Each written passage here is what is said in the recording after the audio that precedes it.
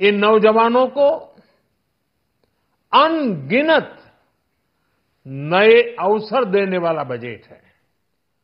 वित्त मंत्री निर्मला सीतारमण जी और उनकी पूरी टीम बहुत बहुत बधाई की पात्र है। साथियों, ये बजट समाज के हर वर्ग को शक्ति देने वाला बजट है। ये देश के गांव गरीब किसान को समृद्धि की राह पर ले जाने वाला बजट है। पिछले 10 वर्षों में 25 करोड़ लोग गरीबी से बाहर निकले हैं। ये जो न्यू मिडिल क्लास बना है, यह बजट उनके सशक्तिकरण की निरंतरता का बजट है। इन नौजवानों को अनगिनत नए अवसर देने वाला बजट है। इस बजट से शिक्षा और स्किल को नई स्केल मिलेगी।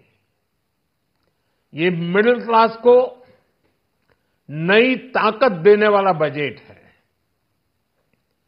ये जनजातीय समाज, दलित, पिछड़ों को सशक्त करने की मजबूत योजनाओं के साथ आया है। इस बजट से महिलाओं की आर्थिक भागीदारी सुनिश्चित करने में मदद मिलेगी।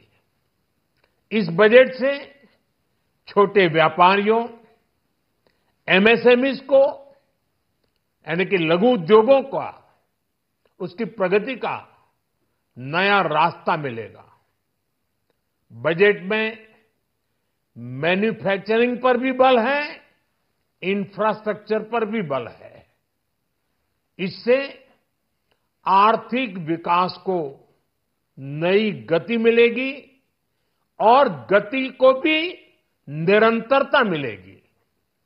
साथियों, रोजगार और स्वरोजगार के अभूतपूर्व अवसर बढ़ ये हमारी सरकार की पहचान रही है। आज का बजट इसे और सुदृढ़ करता है। देश और दुनिया ने पीएलआई स्कीम की सफलता देखी है। अब इस बजट में सरकार ने एम्प्लॉयमेंट लिंक्ड इंसेंटिव स्कीम की घोषणा की है। इससे देश में करोड़ों करोड़ों नए रोजगार बनेंगे। इस योजना के तहत जीवन में पहली नौकरी पाने वाले युवा की पहली तनख्वाह हमारी सरकार देगी। स्किल डेवलपमेंट और उच्च शिक्षा के लिए मदद हो या फिर 1 करोड़ नौजवानों को इंटर्नशिप की योजना, इससे गांव के गरीब के मेरे नौजवान साथी, मेरे बेटे बेटी देश की टॉप कंपनियों में काम करेंगे। उनके सामने संभावनाओं के नए द्वार खुलेंगे। हमें हर शहर, हर गांव, हर घर एंटरप्रेन्योर्स बनाना है। इसी उद्देश्य से बिना गारंटी के मुद्रा लोन की लिमिट को 10 लाख से बढ़ाकर 20 लाख रुपए किया गया है। इससे छोटे कारोबारियों, विशेष रूप से महिलाओं, दलित, पिछड़े, आदिवासी परिवारों में स्वरोजगार को बल मिलेगा।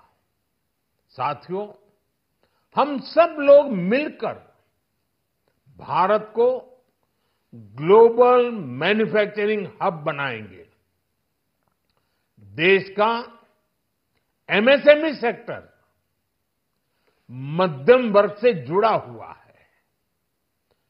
एक प्रकार से एमएसएमई सेक्टर की ओनरशिप मध्यम वर्ग ही है और इसी सेक्टर से गरीबों को ज्यादा से ज्यादा रोजगार भी मिलता है।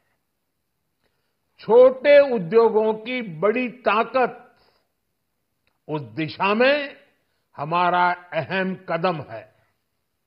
इस बजट में एमएसएमईज के लिए ईज ऑफ क्रेडिट बढ़ाने वाली नई योजना का ऐलान किया गया है। मैन्युफैक्चरिंग और एक्सपोर्ट्स इकोसिस्टम को हर जिले तक ले जाने के लिए बजट में अहम घोषणा की गई है। ई कॉमर्स, एक्सपोर्ट हब्स और फूड क्वालिटी टेस्टिंग के लिए 100 यूनिट्स, ऐसे कदमों से वन डिस्ट्रिक्ट वन प्रोडक्ट अभियान को गति मिलेगी। साथियों, ये बजट हमारे स्टार्टअप्स के लिए, इनोवेशन इकोसिस्टम के लिए ढेर सारे नए अवसर लेकर आया है। स्पेस इकोनॉमी को बढ़ावा देने के लिए 1000 करोड़ रुपए का फंड हो, एंजल टैक्स हटाने का फैसला हो, ऐसे कई सारे कदम इस बजट में उठाए गए हैं। साथियों, रिकॉर्ड हाई कैपेक्स इकोनॉमी का एक ड्राइविंग फोर्स बनेगा।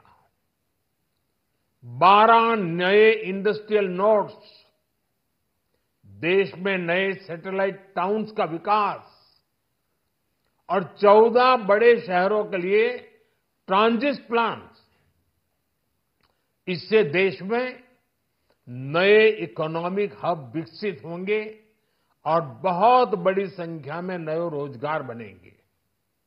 साथियों, आज डिफेंस एक्सपोर्ट्स रिकॉर्ड स्तर पर है। इस बजट में डिफेंस सेक्टर को आत्मनिर्भर बनाने के लिए अनेक प्रावधान किए गए हैं। आज पूरी दुनिया में भारत के प्रति आकर्षण बढ़ा है और भारत में टूरिज्म के क्षेत्र में नई संभावनाएं बनी हैं। टूरिज्म क्षेत्र गरीब और मध्यम वर्ग के लिए कई अवसर लेके आता है। इस बजट में टूरिज्म क्षेत्र पर भी विशेष बल दिया गया है।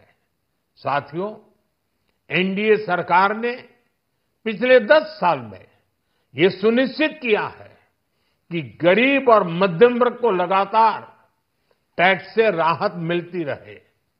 इस बजट में भी इनकम टैक्स में कटौती और स्टैंडर्ड डिडक्शन में वृद्धि का फैसला लिया गया है। टीडीएस के नियमों को भी सरल किया गया है।